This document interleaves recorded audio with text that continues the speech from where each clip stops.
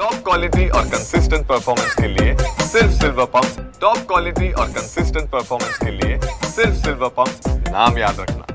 जळगाव जिल्ह्यातील चाळीसगाव तालुका अजूनही त्या ठिकाणी दमदार पावसाच्या प्रतीक्षेमध्ये आहे। आपण जर बघितलं तर तालुक्यातील जे लघु आणि मध्यम प्रकल्प आहे ते या ठिकाणी कोरडे पडलेले आहे। आपण सध्या तालुक्यातील कोतगाव धरणावर उभे आहोत। आपण पाहू शकतो की धरणामध्ये या ठिकाणी फक्त मृत साठा शिल्लक आहे। धरण या ठिकाणी संपूर्ण कोरडे पडलेले आहे।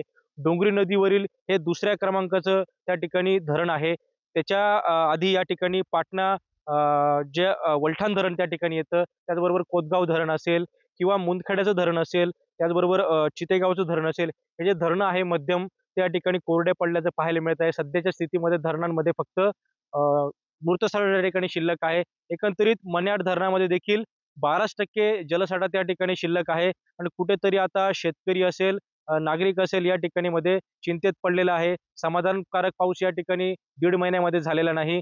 कुठेतरी शेतकऱ्यांवर देखील त्या ठिकाणी दुबार पेरणीचं संकट घोंगावू लागलेलं आहे आणि एकंदरीत आता तालुका अजूनही या ठिकाणी दमदार पावसाच्या प्रतीक्षेमध्ये आपल्याला पाहायला मिळत आहे। हेमचंद कुमावत, TV9 मराठी, चाळीसगाव, जळगाव।